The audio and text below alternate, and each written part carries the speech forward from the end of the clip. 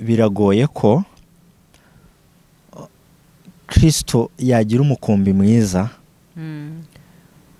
bidahereye mu muryango. Ibintu byose niho bihera. Ntabwo twagira igihugu cyiza tudafite imiryango myiza. Ibyo Imana ishaka tuzashimwa n'abantu, dushimwe n'Imana. Yego. Ntago rero abantu baba bakuvuma uri ruvumwa ngo uvuge ngo kiza Imana inshima. Imana igushima siciriye he, igomba guca mu bantu. Rero niyo mpamvu abantu ugomba kuberera imbuto ko byamera kose. Yego. No mu ngo rero ntago ahantu hose Satani arahagenda, ahubwo biri ku bantu kugira ngo bamenye ijambo ry'Imana, barikurikize, barwanye Satani, kuko Bibiliya iravuga iti murwanye Satani nawe azabahunga. Rero iyo muyirwanyije rwose irabahunga. Hakaba ari n'umusore rero ushobora kuvuga ngo rwose Mata rwose mbabarira ndi mu rungabanga ubu ngubu, nabuze icyo ntora n'icyo nareka. Mbona ibi rimwe akagira amakenga ariko urukundo rukamupusha, kuko umutima ukunda ngo uyoba vuba. Ibyo ni cyane ngo uyoba vuba cyane. Kandi ugasanga hari ibyo wirengagiza kandi bitari ngombwa ukabirenza amaso. Kubera nyine urukundo ruba ruri imbere. Noneho wenda amarangamutima akaba menshi, noneho bwa buntu ukabwirengagiza, ejo bukazahinduka amahwa nyine. Yego. Cira ku mayango uwo musore uri mu rungabangabo n'uduki yabona agahita avuga ati ari mu rungabangabo, agasenga Imana rwose, agasengera n'uwo muntu, akihangana, kuko nyine iyo uhageze uba uhageze. Akihangana, akavuga ati wakwihangana kugeza na ryari, kakabi katamenyerwa, kugeza aho bazaniye imihoro bashaka kugutema. Impamvu nyamukuru yomba mbona batinya, basigaye barabigize ibintu binahenze cyane pe. Biba ari ibintu bihenze, umuntu agahora atekereza akabura aho yahera.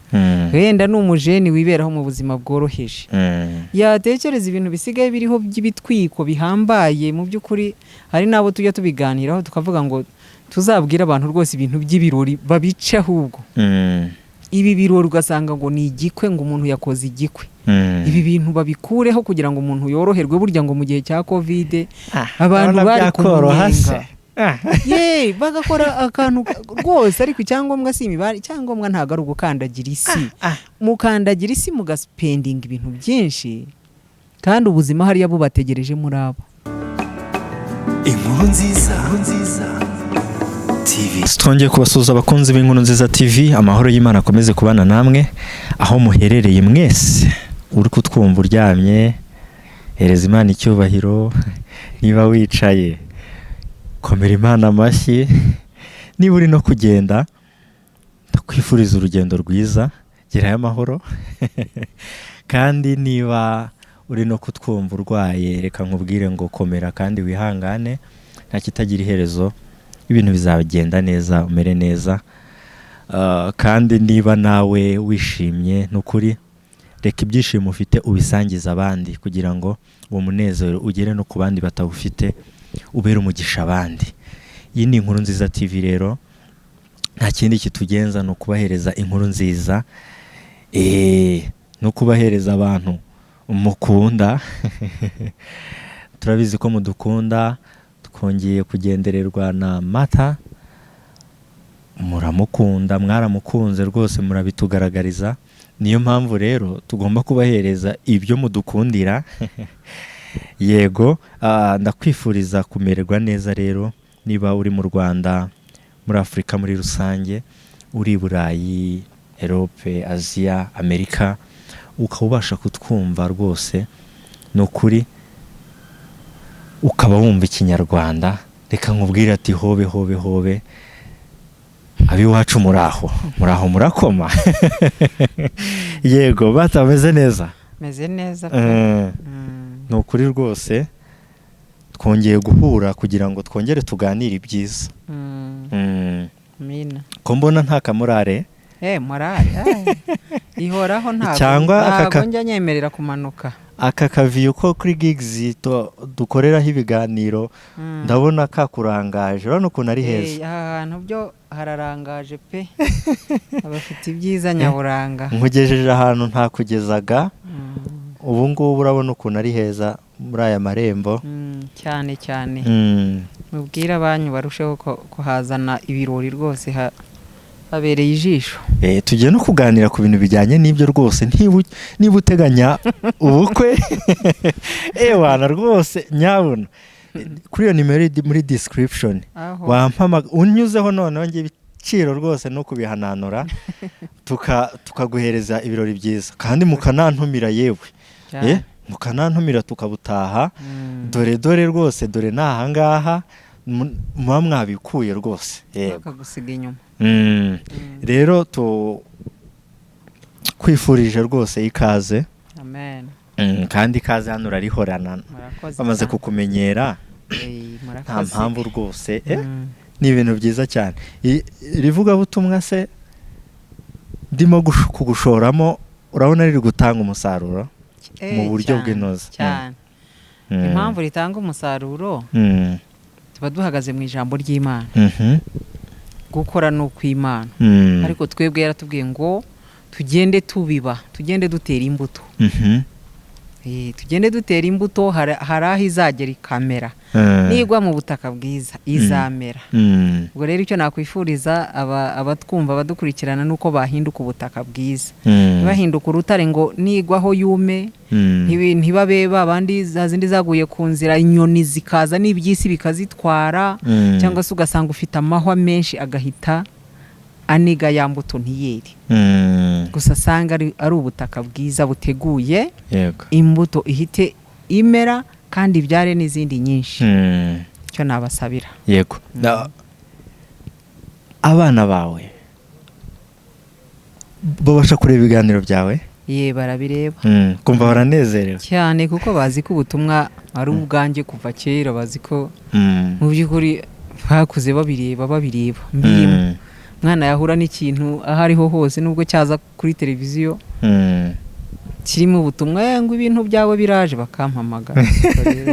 Yego urumva ko wabibye imbuto nziza kandi rekana n'abasuhuzi n'ikiganiro bakira mukomere cyane kandi muzera imbuto ku mubyeyi wanyu ni ukuri ari kubiba imbuto nziza kandi muzice ikivi mukomerezeho. Yego reka mbere yuko dutangira ikiganiro cyacu dutangiza isengesho kugira ngo ibintu bigende neza. Mana yacu turagushimye turaguhimbaje tugushimiye ubuntu bwawe n'imbabazi byawe tugushimiye ko waturinze tukaba tugihumeka umwuka w'abazima ntabwo ari ku bwacu ahubwo ni ku bwawe mwami. hari abavuye mu mubiri ariko twe kuba tugihumeka umwuka w'abazima ni neza yawe. Dushimye Imana rero kubwo mata tugezeho ari amahoro twaherukanaga kera ariko hari haciyemo iminsi ariko ubwo ukomeje kumurinda tubishimiye Imana kandi natwe tugushimiye ko ukomeje kurinda umurimo watugabije kugira ngo tusakaze ubutumwa bwiza bugere kuri bose n'inkuru nziza y'agakiza kawe. Reka rero mwami uzuganze muri twebwe ibyo tugiye guhereza aba bantu ntaba ari twebwe ahubwo aba ari wowe ushyirwa hejuru. Utwumva aramerewe nabi reka mwami rero umworohereze kandi umukize kandi numeze neza umwibutse gukomeza kugirira neza n'abandi kuko uko wamugendereye nawe agenderera abandi. Tubigusabye tukwizeye ku bw'izina rya Yesu Kristo. Amen. Yes. Duhindura lokasiyo kubera ko izuba ryari ricanye cyane nta mpamvu yo kwijeje umutumirwa wanjye izuba ngo akambye impanga ngo avuge Yesu akambije arimo gushya Kigali irashyushye yabaye Dubai. Yego ariko gigs nyine dufite lokasiyo nyinshi cyane n'ibikari byinshi urabona naho twimukiye ko ari heza. Yego batumeze neza pe. Noneho sije nkuzaniyeho noneho Mana tugiye rwose tugiye kuganira kuri sije ikomeye y'ibintu byugarije abantu muri iki gihe. Sinzi imibare uko iri gutambutswa itanga, sinzi niba ubikurikirana. Ntekereza ko biragoye ko Kristo yagira umukumbi mwiza bidahereye mu muryango. Ibintu byose niho bihera. Ntabwo twagira igihugu cyiza tudafite imiryango myiza, nta nubwo twagira isi nziza dufite ibibazo mu miryango. Nta even no ku murimo w'Imana nta vugabutumwa watanga mu rugo iwawe bitameze neza. Ni hahandi uzatambutsa ubutumwa, umwana wawe nareba cyangwa umupasiteri uwo ari we wese arebe uburyo uri kuvuga Imana mu rugo bitameze neza, azavuga ati cya papa kiri kwiyorobeka. Ntabwo ari imbuto nziza uzaba uhaye ubikora, ntabwo aba ahaye imbuto nziza umwana. Noneho bigatuma na wa murimo w'Imana utukwa ku bwawe. Niyo mpamvu Kristo yavuze ngo mwere imbuto zikwiriye abihannye, mubone kumvuga. Izo mbuto rero zizahera mu muryango. Uko warezwe cyangwa ibyo watoye mu muryango nibyo uzajya gutanga ku bazagukomokaho. Rero ntacyo byaba bimaze kubwiriza Kristo tudahereye no kubwiriza ku mibanire y'ingo no mu muryango. Yego, nicyo nshaka kugira ngo duhereho. Ariko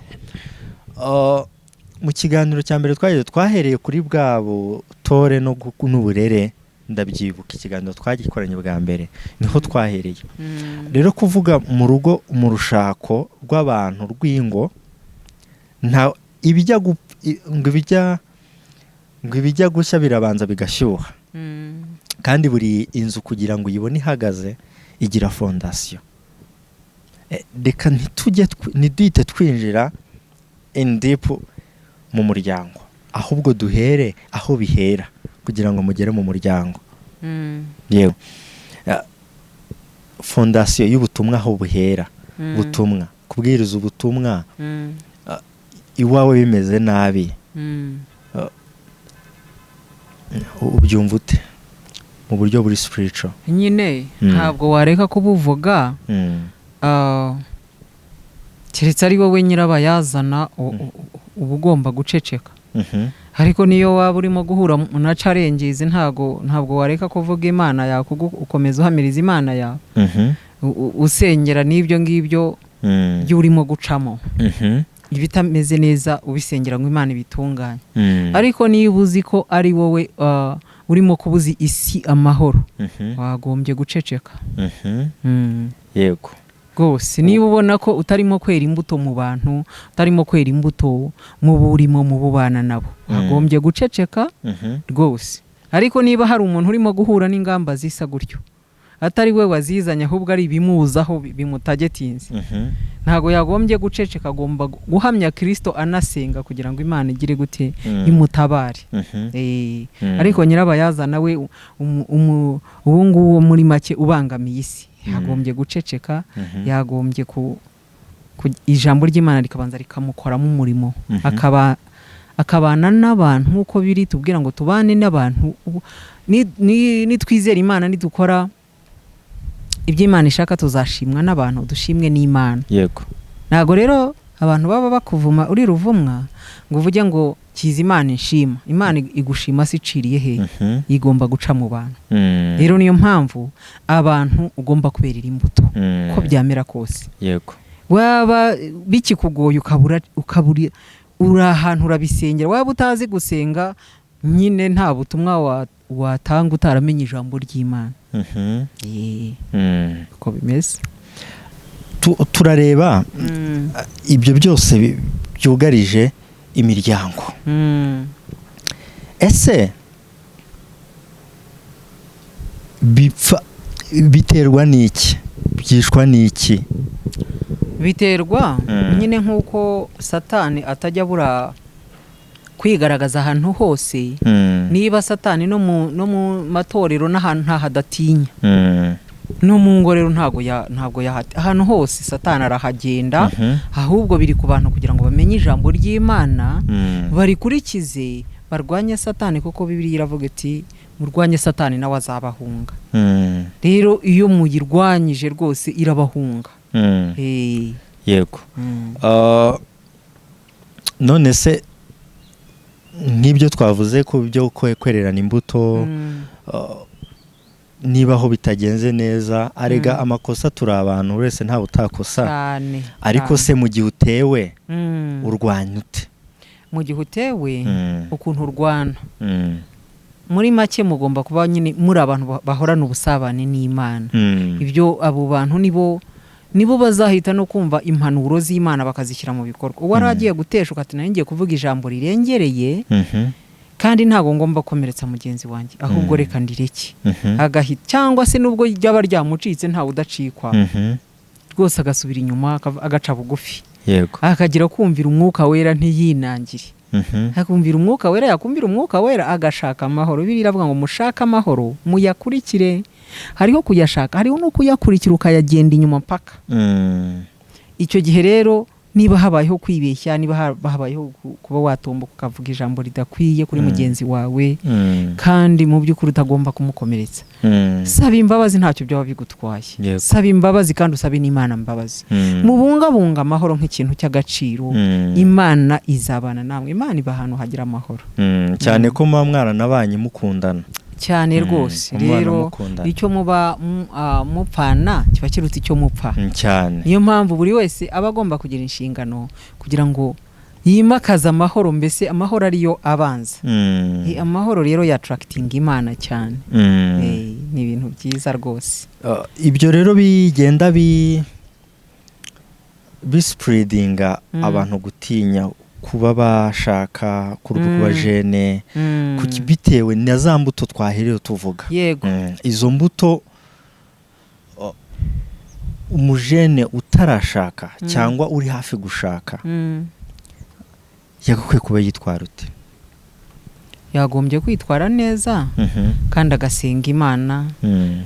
Niba ashaka kwitwa umukristo, umujene w'umukristo, akera imbuto z'abakristo. Ntashake kandi kuba umujene ukurikira isi, ariko akavuga ati ngene umukristo, ariko ugasanga nahari urahakunda, naho urahakunda, uheze hagati, uri gutya mu mayira abiri. Ibyo bintu ntago byagufasha. Kigufasha no gusobanukirwa uwo uri we, ukavuga uti ngende ndashaka kwitwa kanaka, kandi akaba ariyo identification abantu bamenye. Niyo bashaka kumenya nk'umukristo, reka mba umukristo, reka nerure ne gutinya ngo ngende mvuga ngo baraza kunyita umunyacyaro utagendana n'ibigezweho, abandi bajeni baraza kunseka. Oya, hagarara neza nk'umukristo. Icyo gihe n'Imana izayobora urugendo rwawe pe, izagufasha cyane. Aratekereje, hari tuvuge wenda n'urugero, benshi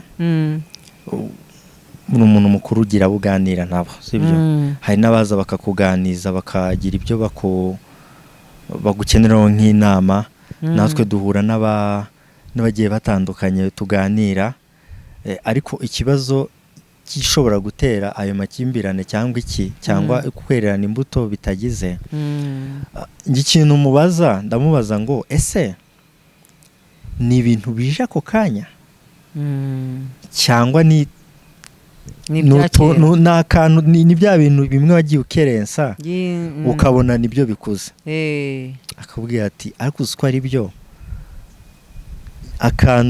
tuntu dupfa ni twa tuntu nagiraga utworoshye, yego, nyuma bikaba ibintu binini.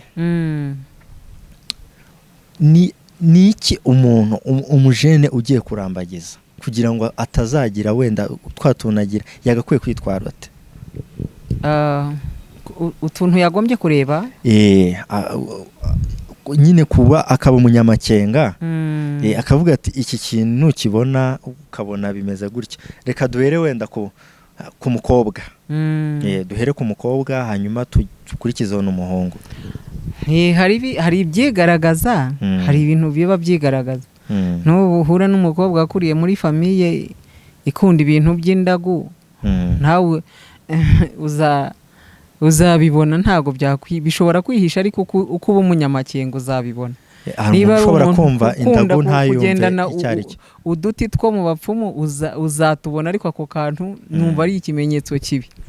Niba ari umuntu ukunda kugenda ijoro akarara agenda, bwacya akaba ari bwaza, iyo nayo hari ibintu muri make bigaragara ko utabishobora. Hari n'ibindi no kuba washyira ikintu aho ngaho ukabona umuntu arakibye cyangwa arakijyanye. Hari utuntu ushobora gufata gahoro ukavuga wenda yakitije, ibintu nk'ibyo, kandi ureba wenda atakigaruye. Noneho kikaba cyakwereka ko wa muntu ari umujura, kikaba cyakwereka ko wa muntu wenda agira utwo tuntu tw'imyuka mibi. Ibintu nk'ibyo ukabona umuntu amasaha agenderana, amasaha adasobanutse, ugomba kwibaza si umuntu ubundi ajya he, ugakurikirana. Ushobora no kuba ajya mu rusengero ariko imize mibi itaramuvuyeho. Ugomba rero nukomeza ubitwara ngo turoroshye tuzabyimba tube tunini, uba ugomba kugira amakenga, ukabaza, ugasobanukirwa, ukanabaririza. Hakaba hari n'umusore uri mu rungabanga. Ubwo ntabwo tuvuze iyindi myitwarire yo kuvuga ngo narakaye nagize gutyo, natwe tureba niba hari umuntu ziva ako kanya, niba ari umuntu ukunda ikinyoma mu buzima bwe. Ibyo bintu byose rwose biba bigomba gutuma wagira amakenga. Hakaba hari n'umusore rero ushobora kuvuga ngo rwose mbabarira ndi mu rungabanga ubu ngubu, nabuze icyo ntora n'icyo nareka, mbona ibi n'ibi, rimwe akagira amakenga, ariko urukundo rukamupusha, kuko umutima ukunda ngo uyoba vuba. Ibyo ni cyane, ngo uyoba vuba cyane, kandi ugasanga hari ibyo wirengagiza kandi bitari ngombwa ukabirenza amaso, kubera nyine urukundo ruba ruri imbere. Noneho wenda amarangamutima akaba menshi, noneho bwa buntu ukabwirengagiza, ejo bukazahinduka amahwa nyine. Yego. Cira ku mayango uwo musore uri mu rungabanga, n'uduki yabona agahita avuga ati ari mu rungabanga bo, utwo twose twasinye tw'iyo byo bintu bitihanganirwa natuvuze. Nyine handi azabona umukobwa akavuga ati nubona ko umukobwa utu tuntu cira birarura. Ntabona ari umuntu ukunda urugero, ukaba uzi ngo agomba kuba ari mu rugo nk'ayo masaha y'ijoro cyane, wagira gutyo ukumva ntari mu rugo, ukumva akunda kuba ari mu bihunge bya cyane. Wahamagara wenda nka saa 4 cyangwa ayo masaha yigiyeyo, wenda atari gahunda y'akazi yahitiyemo cyangwa se gusabana n'abandi bisanzwe, kumva nka saa 5 aracyari hanze. Ubwo se ntabwo ukwiye kugira amakenga. Cyane kimwe cyo n'amakenga. Nakubwiye ngo niba ubona akunda gukora utuntu turaho tudasobanutse, wenda akaba agendana nk'utuntu yambaye, akaba agendana, wese ntibikwereka ko wenda akomoka mu bantu bakunda ibintu by'indagu. Niba ngenze umuntu bajyanye ahantu, nyine bari abantu bakuze bose, umuntu aravuga ati reka ngiye mbanze noneho mpime ikintu cy'inzoga ndebe ko umuntu yanywaga, nyine yikundiraga agacupa uwo mukobwa. Umuntu aragenda aramubwira ati tumize icyo ushaka, hanywa icupa rya mbere, rya kabiri, rya gatatu, rya kane, rya gatanu, rya gatandatu, niba yarageje kuri angahe. Umuntu aravuga ati aha ari umukobwa. Umuntu aravuga ati bisi nabivamo. Urugo rwaba akabari.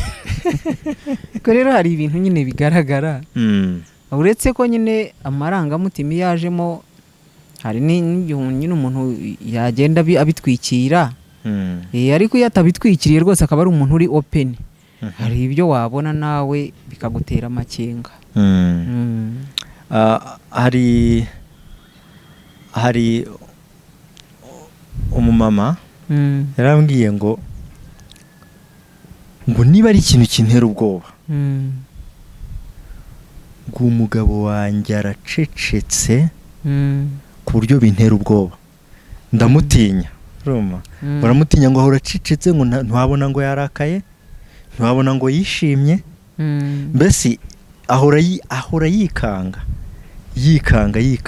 yibaza se atekereza iki. umuntu utakwereka ko arakaye se ntakwereke ko yishimye, nyine agomba kuguhangayikisha. Nabyo ugomba guhorana amakenga, kuko ese umuntu utishima ameze ati, ese umuntu utababaraho ameze ati. Kuko n'ibihe byose we ni bimwe. Uwo muntu nawe amarangamutima aba yarapfuye.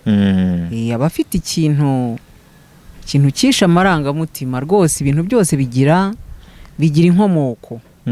Kuko umuntu uri aho umeze nka rutiri, nta kimubabaza, nta kimunezeza ari aho. Amarangamutima aba yarapfuye.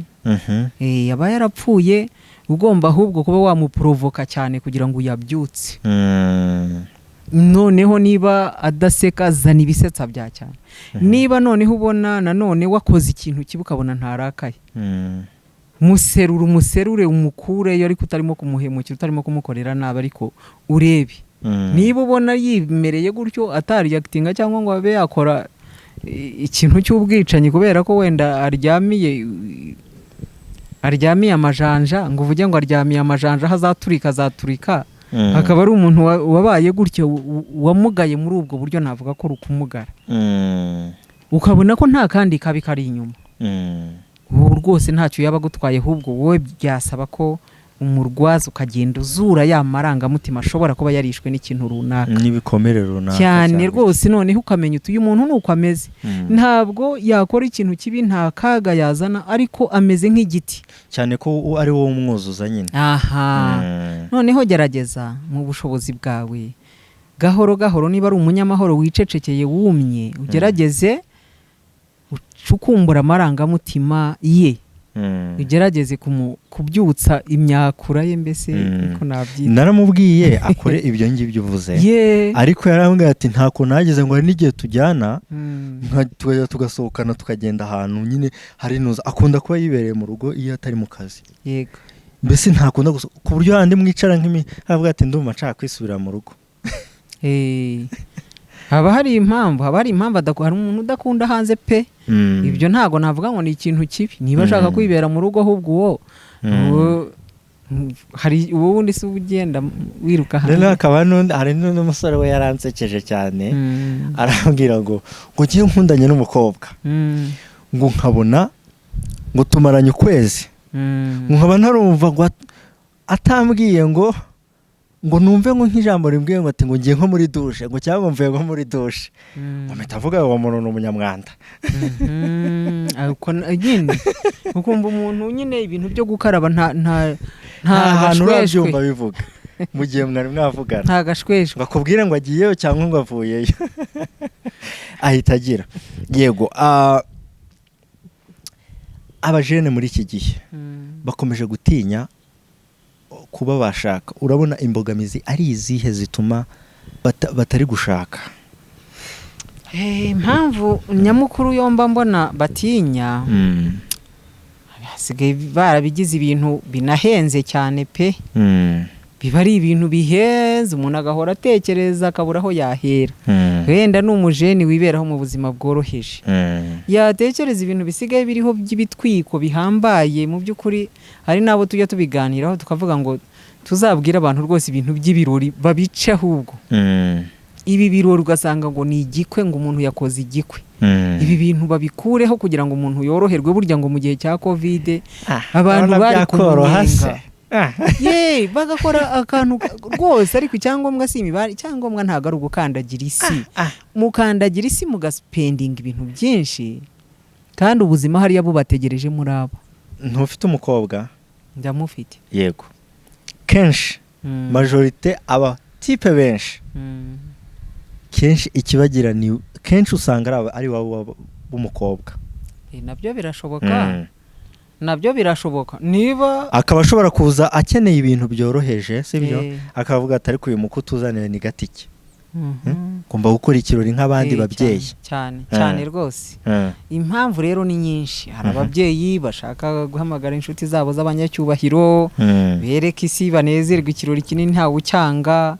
Ariko na wa wundi wumva rwose ari mu buzima buciriritse ntago yagombye gutinya, ahubwo yagombye kugira kwizera, yabona mugenzi we yamwemeye akitwaza kwizera rwose Imana ikabajya imbere, kandi iyo ibagiye imbere ibintu biraba nubwo bitaba bireshyana. Abantu bari cyo kwifuza, mbese abajeni gendera muri kategori yawe, Imana izayiguheramo umugisha. Bibiliya iravuga ngo ntugasuzugure iminsi y'itangiriro ritoya.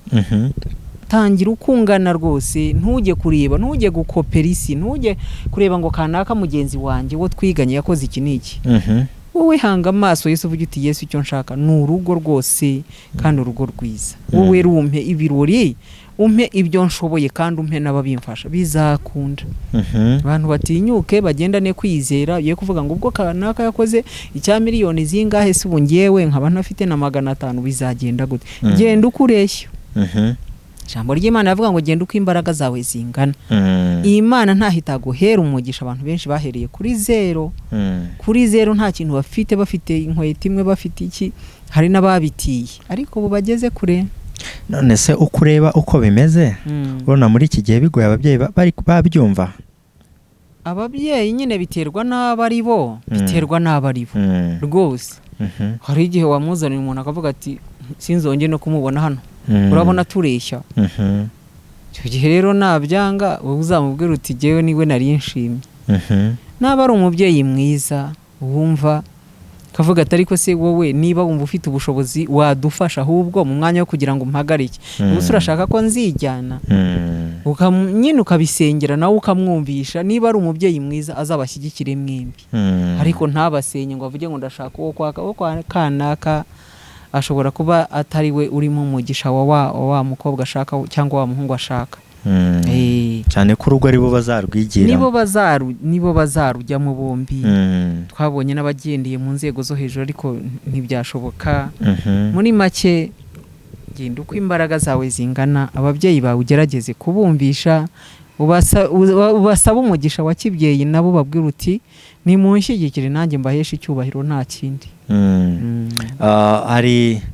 hari nk'umukobwa uvuga ati wacu njye bantumye umutipe w'umukire rwose, mu gihe ntaramubona ntabwo namuhingutsa. Ntabwo rwose icyo nta nicyo twabikoraho. Azagenda arebere muri abo nyine, abo bamutumye. Ariko abo bamutumye akenshi ntabwo ari we bivuze ngo niwe uzakubera mwiza. Oya, ibyo biranyuranye completely, biranyuranye cyane. Ntabwo condition yo kuvuga ngo urugo ruzakomere ngo nukubera ko nzanye umutipe w'umukire. Nta mahuriro. Niba ari umubyeyi rero ureba iyo condition yonyine azayobya umwana we. Niba ari rwo rwego yasetinze, bazayobya umwana wawe, azagenda kuzanire n'ugikuzima ariko ubifite byose. Sibyo bizaba bimaze iki? Nta na kimwe, ntacyo byamara. Cyangombwa no kureba umuntu ufite umutima muzima, yagira amahirwe akaba ari umuntu wubaha Imana. Niba muri abakristo ukabona ko afitemo ikintu cyo gutinya Imana kandi ayikunda, numva ari cyo kiruta ibindi byose pe. Kusanga na majority tuvuye no ku babyeyi, hari nubwo usanga wenda n'ababyeyi bashobora kuba banarengana, ahubwo wenda nk'uwo mwana w'umukobwa akaba ariwe washizeho standard ashaka. Nyine umukobwa ushizeho standard. Hari umukobwa afite umuhungu bakundana, ariko ntaragira ubushobozi kandi nta n'icyo amushinja mu bushuti bwabo, ariko akagira abandi bari kumuresharisha bafite ubwo butunzi. Kuguru kumwe kuri hano ukundi kuraha, amaboko abandi inshuti ze zikumubwira ati ariko nyamara amahitamo yabaye, yabuze amahitamo. Uwo muntu, uwo mukobwa uriye muri iyo situation, nk'umubyeyi wabaye nawe umukobwa akaba akuze nawe akaba abyiruye, n'inama wamuhereza? Ni ukuri ntago namubwira ngo narangamira ubutunzi rwose.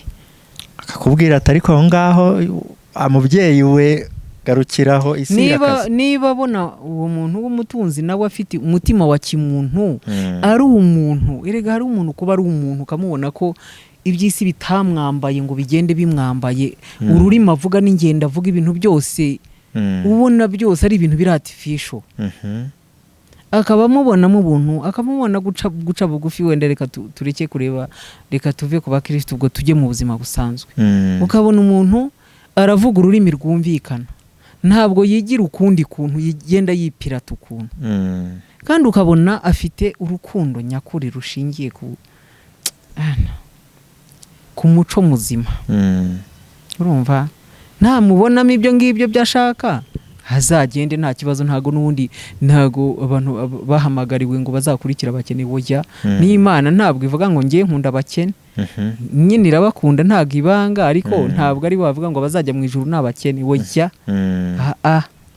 ariko nubona wa muntu utamusobanukiwe agenda asa n'ufite imiguruko, afite ukuntu agenda arata ubutunzi, agenda ari byo ashyize imbere, uzamenye ngo rwose wibeye. Ukabona hari umwana uciye bugufi, wumva wubaha, ufite ikinyabupfura, azi n'Imana, niba ubwo twavuze muri rusange, ariko umuntu ufite ubumuntu, ufite umuco, ukamureka ngo hariya hari imari, ariko ibintu birimo indani muri iyo mari, rega kenshi ugenzuye hari ibintu by'ubutarimo gusobanukirwa byinshi batakwemereraho access. Hari ibintu rwose ubona abantu bapfundikanya, ariko ubuzima butari clear neza, ariko ukabona wa wundi ubuzima bwe buri open, afite amahoro, aravuga neza, arakora ibintu bigaragara, muri make aratuje.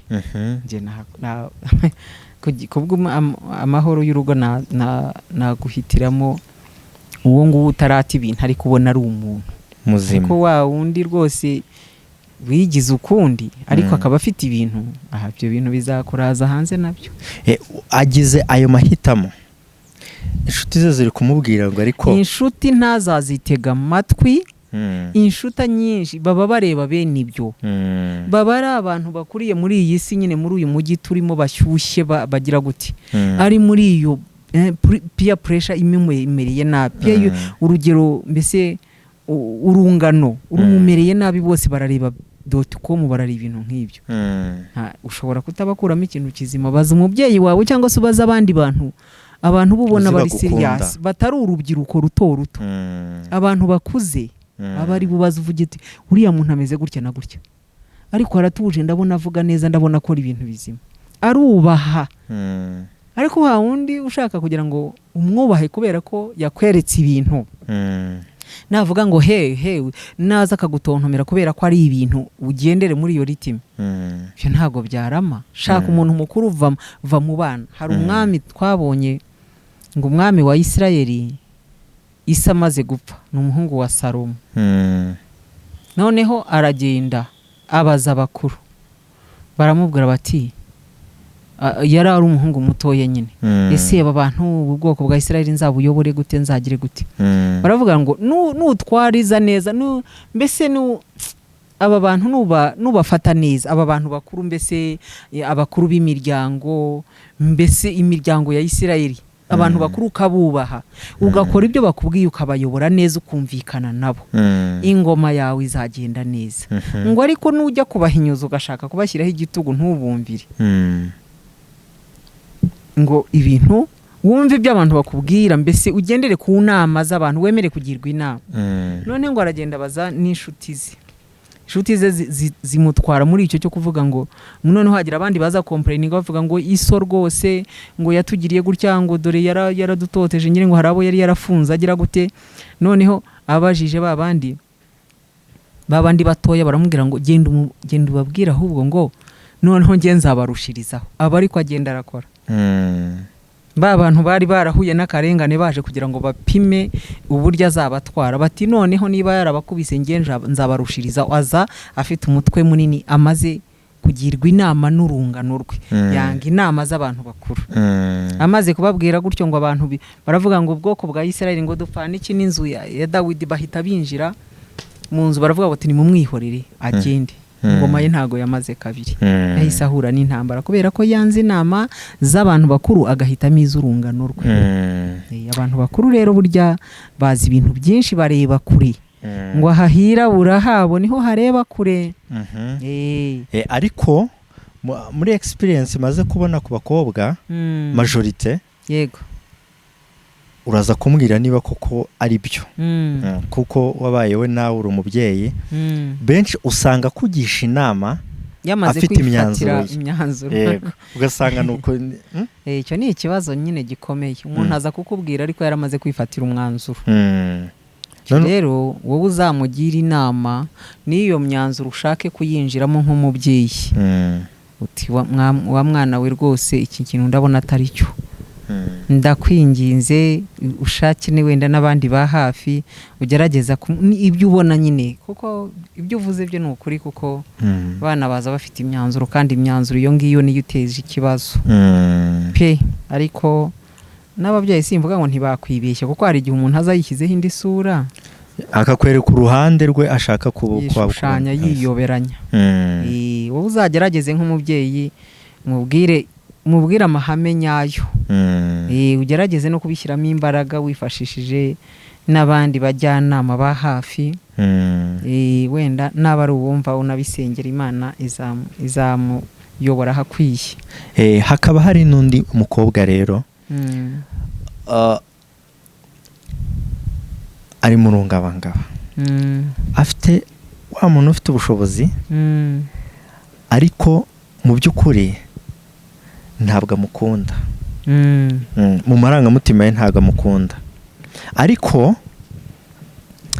bwa bushobozi cya kintu amumarira amufasha niba ari amafaranga agize ikibazo akamuhereza, ari muri dynema ari hagati, ariko akagira izindi nshuti zikamubwira ngo ariko nyamara uriya muntu niwe uriho urumva, akavuga ati ariko mba numva ngewe ntamwiyumvamo ukuntu simukunda, ariko iyo ndebye nyine ari cyo ko ari cyo amfasha muri ubu buzima bituma nagira ngo, ariko kandi bakamubwira ati ngo arega urukundo iyo yageze mu rugo rurizana ruraboneka. Uwo muntu nk'uwo wamubwira iki? Barakubeshya rwose. Icyo ubona icyo uzagenderaho cya mbere ni urukundo. Urukundo ni rwo ugomba kureba rwa mbere. Twakavuga ngo urukundo ntabwo barurya. Barabivuga pe. Ayo magambo rwose nta nubwo azareka kuvuga. Yego. Urukundo se ngo ukagenda ngo kareba umuntu ngo ni umukene ngo mawe ngo twebwe ngo turakunda, ngo urukundo bararurya. Niko abakobwa b'iki gihe niko bavuga. Rwose ngo nta sheri ngo hari uriya ngo arambwira ngo afite urukundo ngo ni uwo mu rusengero ngo asenga Imana ngo arambwira urukundo, ngo urukundo bararurya. Areka yewe ngo reka ngo uwo muntu ukamureba ko nta rukundo afite ariko arimo arakwereka ko ibintu azajya bikemuza amafaranga. Faranga gute? Ahubwo azaza ajya gusigira ayo mafaranga yigendera avuga ati ntiyaje areba amafaranga se, nta mafaranga washakaga. Aranabikubwira ati waje ushaka amafaranga, ngaho gumana n'ayo mafaranga ariko ntumbaze ibindi, ntumbaze ko nzajya ngenda ntumbaze kuko waje ushaka amafaranga sijya ukubeshejeho sijya uzikize gute. Yego. Akira ayo mafaranga rwose ayaguhe menshi ashoboka, ariko se ayo mafaranga muzaganira koko. None se icyo kintu koko nicyo ko igeze mu rugo urukundo rurizana ruraboneka? Ruraboneka se, ruboneka ruva hehe? Urwo rutatangiranye ruboneka ruva hehe? Ruboneka ruva ahubwo uko hagiye umuryango waguka hazamo n'abana, niba waragiye uhagaze ku kadodo gacikira kimwe kuko haba hajemo ibindi bintu by'inshingano. Inshingano rero zizana nyine gukubana, zikazana ibintu byinshi bisaba ko umuntu ahagarara ku mahame mazima, agahagarara ku muco, agahagarara ku Mana, akaba azi ko ikintu agomba kugipushinga kikagenda neza. Ingano zizaza mbese responsibility ziremereye ntizizatuma noneho Mana yanjye yewe ziguhindura inyamaswa ahubwo kuko n'ubundi ntabwo wari wimakaje urukundo ngo rukiri imbere. Nibyo navuga nk'inama nanjye natambutsa. Buriya urukundo rurabagarirwa cyane. Nugenda ntarwo ufite kenshi niba uri umukobwa ukabuta umutipe akoresha imbaraga nyinshi mu kugutereta iyo yamaze kukubona gucucagiraho ibintu byinshi kandi none iyo yakubonye ahita avuga ati imbaraga nayo naratakaje wowe ngiye kuruhuka urumva. So rero niba waraje rero mubeshya urukundo wibwira ko uzarubonera mu rugo, azagera ajye kuba bize mu nshingano ya affection yo kubasha kubona rwa rukundo uyiburi cyane rwose, birangire rero ubaye nk'ingati imennye. Yego ntabwo byagakwiye nyine cya gitwikirizo gihita kivaho umuntu akigaragaza uwo ari we. Mu rugo habayo realite cyane, nta nubwo wavuga ngo uzi umuntu mutari abana barakubeshya cyane, arakwiyereka ukavuga ati nuko nguko yitwikurura nyine ukamubona. uhuye n'icyo kibazo hanyuma akabona za ngaruka, akabona ibyo yateganyaga si byo agize, yes ibyo expectingaga siko bigenze, ntabwo ariko bibonetse. uwo muntu uri muri ibyo dynamic y'ibyo bintu wamubwira iki? Namubwira kwihangana, agasenga Imana ikamufasha, agasenga Imana rwose, agasengera n'uwo muntu, akihangana kuko nyine iyo uhageze uba uhageze, akihangana. Bakavuga ati wakwihangana kugeza na ryari? Kakabi katamenyerwa kugeza aho bazaniye imihoro bashaka kugutema. Oya, hari ntekereza ko sinzi, wemera ko umuntu abona birambiranye yakwigendera cyangwa yakomeza agashenyereza? Nyine ntabwo kurambirana nyine biterwa n'icyo ari cyo, biterwa nyine nubona harimo urupfu uzahunza amagara yawe, ariko urupfu niba rutarimo uzakomeze wihangane kugera ku iherezo. Biravuga ngo wihangana kugera ku iherezo niwe uzanesha. Hakabaho n'abandi usanga ahura ariko ugasanga abantu nta rukundo bagifitanye, ahubwo kuba bacyubatse bafashwe n'abana babyaye nyine cyane rwose. Ni nako bimeze. Mwese abana baba bagomba kubahuza pi. Naho ibyindi byahagarara ariko mukareba ku bana mwese mukoroherana, byabagirira akamaro. Nese kuri cya kindi twahereyeho cy'uko ibintu byose bishingiye ku muryango, ntekereza ko nta muntu wakwihisha muri kaburimbo. Ntekereza ko umwana uko agenda akura nawe agenda agira ubwenge, ashobora kubibona. Ese byo ntabwo bishobora kuba cya kibazo umwana yabonye akabona ko bitameze neza, ariko mwebwe nk'ababyeyi mukavuga, ababyeyi bakavuga ko igitumye bakomeje kubana n'iki babanye neza, igitumye bakomeza kubana ni abana bagize, ariko inyuma background ntabwo bimeze neza. Ibyo ntabwo bishobora kubangamira bwa burere. Ese icyo umuntu aba yagambiriye, kuko buri wese ashimishwa no kubona umwana we abayeho neza akagira n'uburere bwiza. Buri mubyeyi wese aba yumva umwana we atamera nk'uko we ameze, yumva yakora ibirushijeho. Icyo gihe umwana ntabasha kuba yabona amaze gukura, ntabwo bizaba ikibazo. Nyine biba ikibazo, niyo mpamvu hagomba kuba ubworoherane, abantu bakamenya nyine ingaruka zabyo, bakabisengera bakabiragiza Imana. Ariko ubundi ikintu iyo kigaragaye kiba cyagaragaye rwose, kiba cyagaragaye nta naho cyahishwa. Yego. Hakabaho ntaho cyahishwa, kigira ingaruka nyine ku muryango wose, kigira ingaruka ku bana kigiraho. Ariko ibyiza nk'abantu bazi Imana baba bagomba bose bakabyumva kimwe, bagahora babirwanya. Yego. Kuko nyine ntabwo ari byiza. Hakabaho babandi bubatse uko nguko tuhereye tuvuga, wumvishe ko bitari byiza. Hakabaho n'undi batandukana bakarera abana kubwo kurinda za ngaruka za cya kindi cyo kuba yakwihisha muri icyo kintu kandi atari ko bimeze, agahitamo kuba batandukana. Yego. Umuntu uri muri iyo ntuza, ibyerekezo bye, ingaruka uko byagenda kose ntabwo zangana. Ntabwo zangana. Yego. Iyo babaye abanyabwenge bahana amahoro, babaye abanyabwenge bahana amahoro bose bakaguma babungabunga abana rwose biba ari byiza cyane nta kibazo. Ntabwo twavuga ngo nibyo byiza cyane, ibyiza cyane ni ukugumana. Urumva? Ariko nabwo bibonye babyumvikanyeho neza bakavuga bati reka twese turere abana, ibyo nabyo ni byiza. Ibyo rwose burya ibintu ntago bingana, n'ibibi birarutarutanwa, ariko bagumye aho ngaho bakareba inyungu z'abana kandi bose bakabagirira akamaro.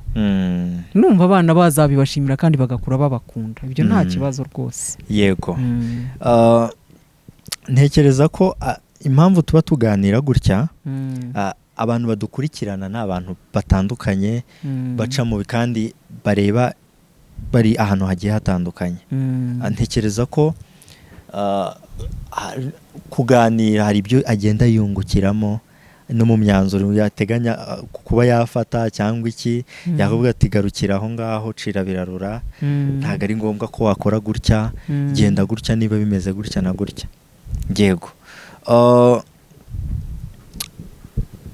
Urugo rwiza nurumeze gute kuri wowe? Urugo rubi nurumeze gute kuri wowe? Urwiza rurimo ubwumvikane, rurimo urukundo, rurimo kubaha Imana. Harimo urukundo, kumvikana mu kumvikana kandi rwose mu kubaha Imana, amahoro aba ari meza cyane. Kandi rurimo amakimbirane ni rwo rubi nyine. Urugo rurimo amakimbirane. Yego. Abajene noneho kuri cya kintu twahereyeho cyo kuba batinya no kuba bashaka, ariko sintekereza ko ari ugutinya, kubera ko hari abatinya, yego, hari n'ababigize karande. Hakaba hariho n'indi mico Satani ari gukwirakwiza mu bantu y'ubutinganyi. Y'ubutinganyi. Imibare igaragaza ko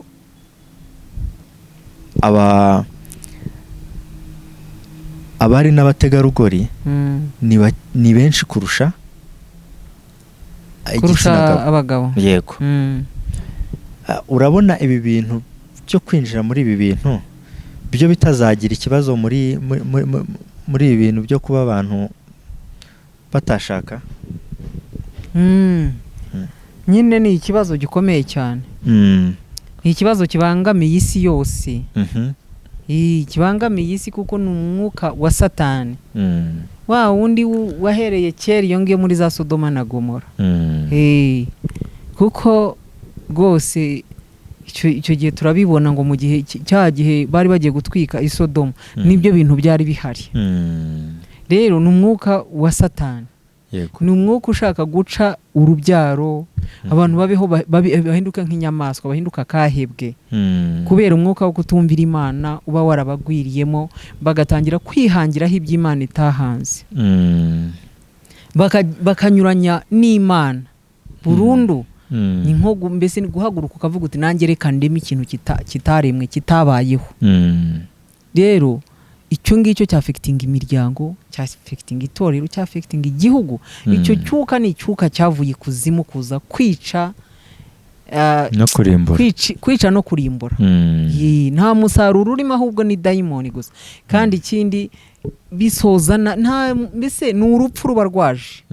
Gusa Imana igize ubuntu, icyo cyuka cyacika mu isi kuko kigenda kinjirira mu bihugu. Ntago wavuga ngo iki gihugu nikibigira iki nikibigira, haba harimo ababifite. No mu ngo byamaze kwinjiramo. Ni umwuka wa kirimbuzi, mbese ni umwuka wavuye kuzimu wo guhumanya isi.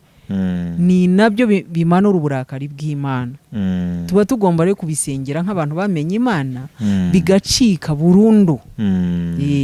Kandi sinzi niba byashira burundu kuko Satani nawe arakora amanywa nijoro, ariko tugomba kugerageza, wowe ukareba aho ushoboye kugera, ukahasengera, tugakomeza tuvuga n'ubu butumwa, turwana na Satani. Ni urugamba Imana yonyine yadutabaramo.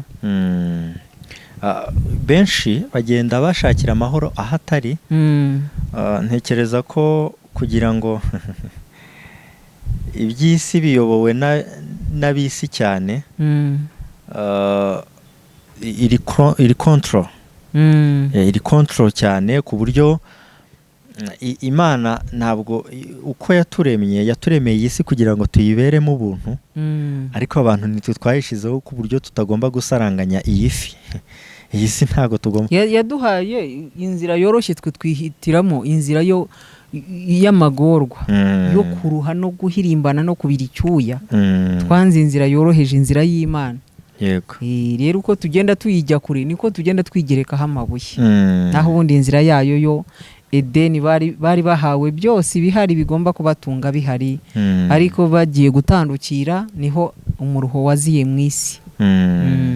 Rero icyo twashishikariza abantu nimuze turwanye umwanzi Satani, duhaguruke turwane na Satani, azaduhunga. Niducogore, Bibiliya iravuga ngo ntimucogore gusenga, kandi koko turwane na Satani nawe azaduhunga, kuko nubwo Satani akora ntabwo azigera arusha Imana imbaraga. Oya, ntabwo. Ni nayo mpamvu ubutumwa bugomba ariko ntabwo ari guhoraho. umuneshyi.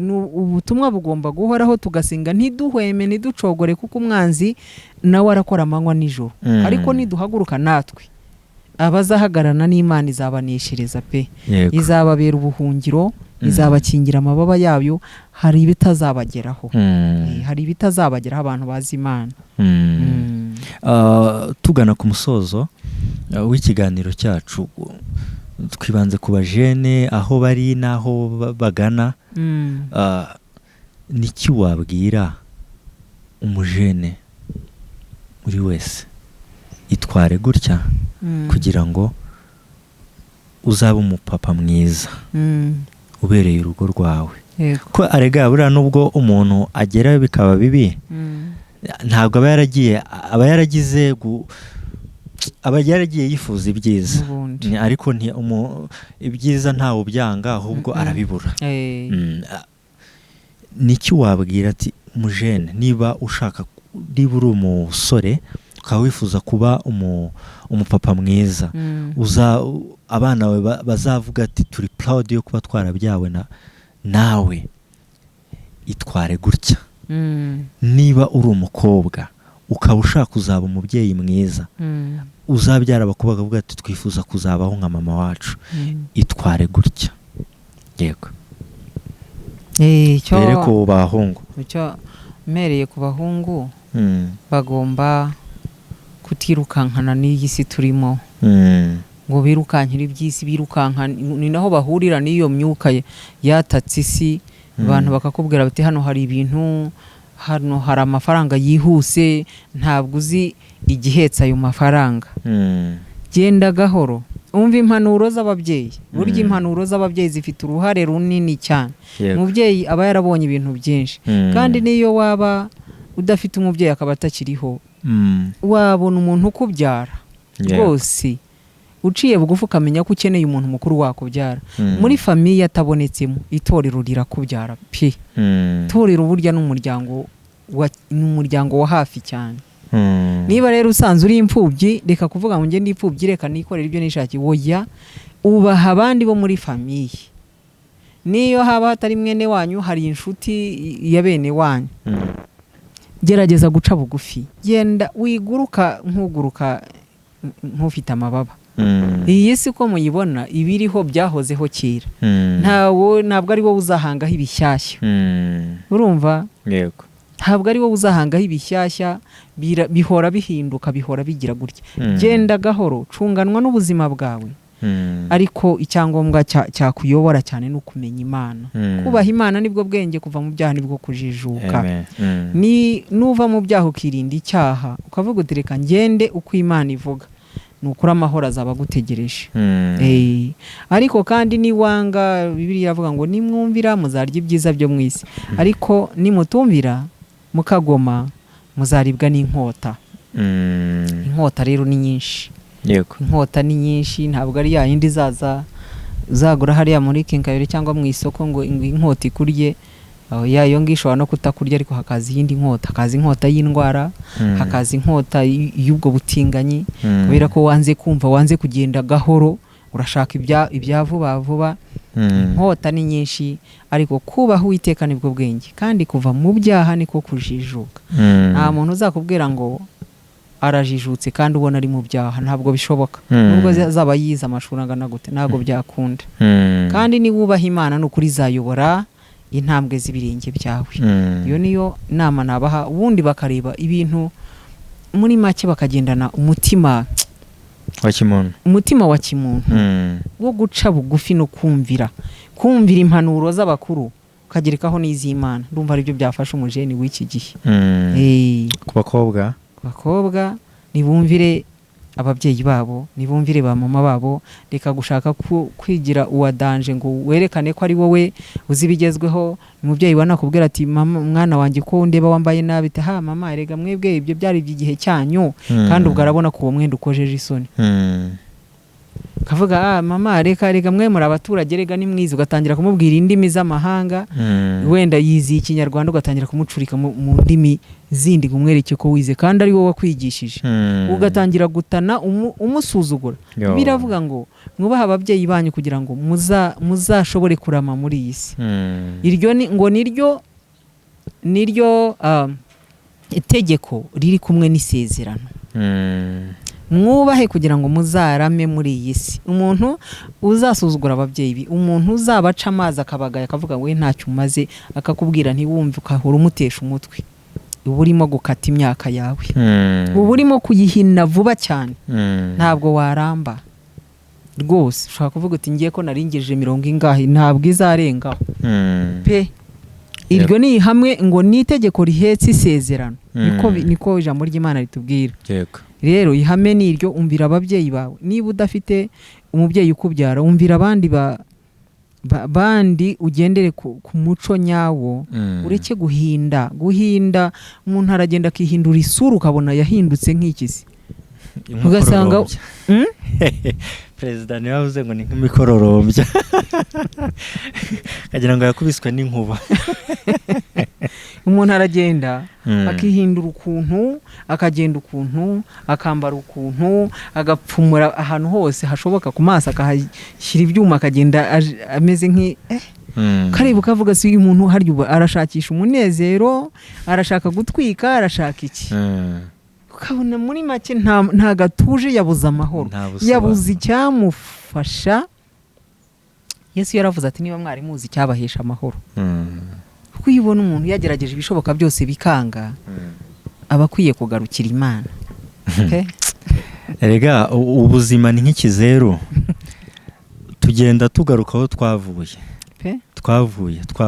Mwuka wa mamoni, wo bita mamoni, mwuka wa mamoni, gukunda amafaranga, niwe utuma abantu kenshi baratanye bakayoba. Genda gahoro, nubona icyo urya ushima Imana, ugende gahoro. Umugisha wawe uba ugutegereje, ntabwo ari wowe uzaza kufabrika ngo uforcing uca inzira z'ubusamo. Genda buhoro. Hari n'igihe Imana yavuga iti nge wowe nzakubeshaho mu buzima bwiza butuje, ntabwo uzagera kuri ibi, kuko ndabona uramutse ubibonye wansiga ukamera amababa ukaguruka, ikakurindira aho ngaho. Burya abantu bafite impamvu zitandukanye, impamvu batagera ku bintu bitandukanye. Hari uw'Imana izavuga ngo kugira ngo ube umwana mwiza, ndakubona uri mwiza, ariko umunsi nguhaye ibintu bikurenze, ntago nakongera kukubona imbere yanjye. Ngaho buri aho ngaho. Ngira nabyo tujye tubishimira Imana. Yego tuganye ku musozo. Imana ibaho umugisha abadukurikiranye, nukuri Imana iguhe umugisha, kandi nizeye ko ibyo wumvishijemo hano hari aho byagukuye bikagira aho bigushyitsa. Nukuri nta kindi tubifuriza, nukugubwa neza no gukomeza kudukurikirana, kugira ngo ibyiza byose bituruka mu mitima yacu, ibyo tubahereza ni ibiturimo Imana iba yaduhaye kugira ngo tuze tubasangize ku ngingo zigiye zitandukanye. Niba wanyuzwe n'ibyo twabahaye, ujye muri comment, ukore share, uduhereze ibitekerezo byawe, kugira ngo turusheho kugira ishyaka n'umwete wo gukora uyu murimo tunezerewe. Rero reka dusoze tusenga kugira ngo tuheshe Imana icyubahiro ko yabanye natwe. Mana yacu turagushimye, turaguhimbaje, tugushimira ubwo n'imbabazi byawe, izina ryawe ry'icyubahiro. Tugushimiye ko wabanye natwe, kandi waduhaye ibyo kuvuga kugira ngo tubane abantu bawe hamwe, tubashyira ahandi. Turabigushimiye. Reka rero tuzongere guhura dushima Imana ko ibyo twahaye abantu bafashijwe nabyo. Tubigusabye tukwizeye ku izina rya Yesu Kristo. Amen. Amen. Inkuru nziza.